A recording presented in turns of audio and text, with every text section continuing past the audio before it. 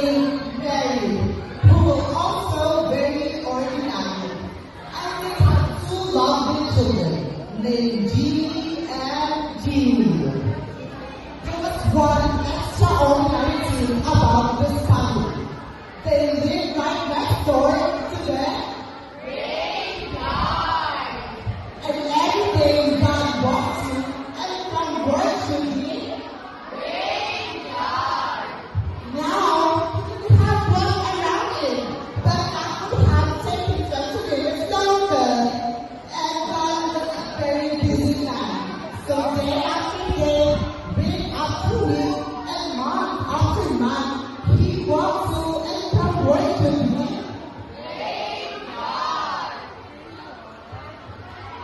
The story takes place in the late October, just a couple of weeks before Halloween. The class had just been turned out the week before, so when John got ready to leave his office at his usual time, 5:30, for his walk home to the graveyard. It was already dark outside.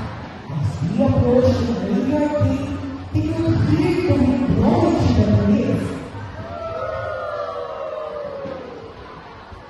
And the leaves skittering across the ground.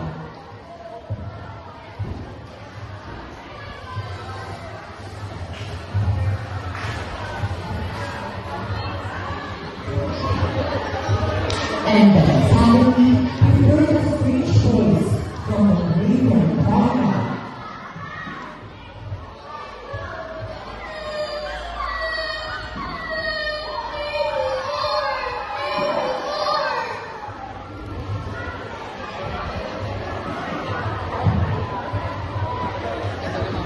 John started her as fast as he could. When he got there, he told his wife, Mary, and his children, Jeannie and Jeannie, what had happened in the graveyard. But his wife said, and his children said,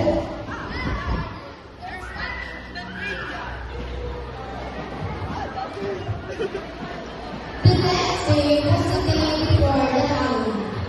John was ready to leave the office at his usual time, 5:30, for his walk home to the graveyard. As he approached the graveyard gate, he could hear the wind blowing to the trees. And the leaves skittering across the ground.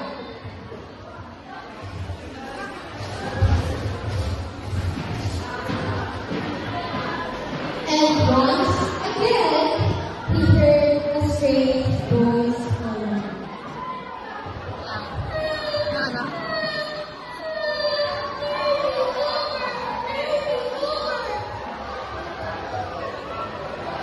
John started home as fast as he could.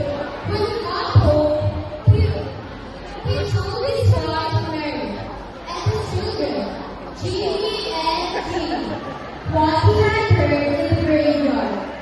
But his wife said, and his children said,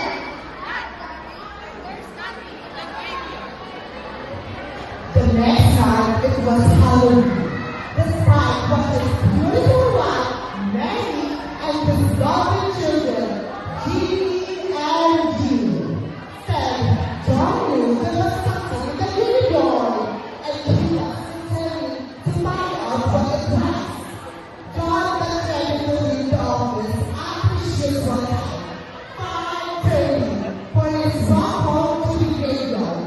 As he approached the graveyard gate, a huge cloud passed over the room. It was pitch black. In the darkness, he could hear the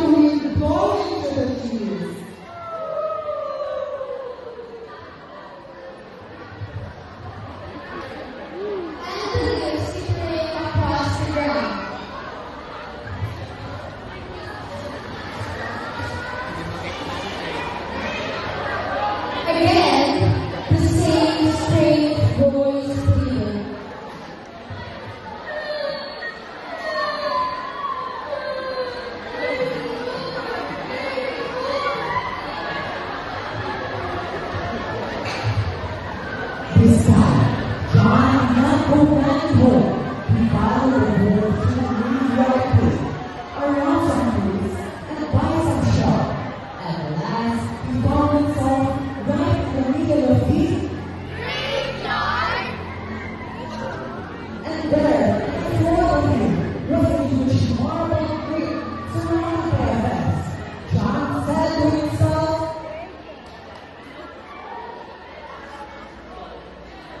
so he opened up the gate.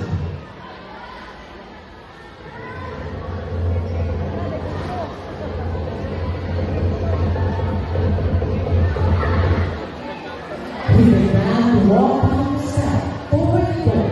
As he walked down the broken steps, When he reached the door, he put his ear to it. And sure enough, he heard the voice from behind the door.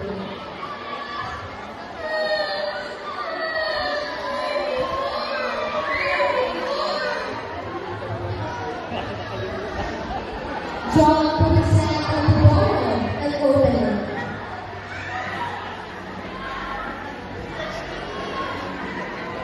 He sat inside, and there, on the floor, was a huge pile of red hot clothes. And on top of the clothes was a metal grill, and on top of the grill was an enormous hamburger. It was done only on one side, and the poor hamburger was dead.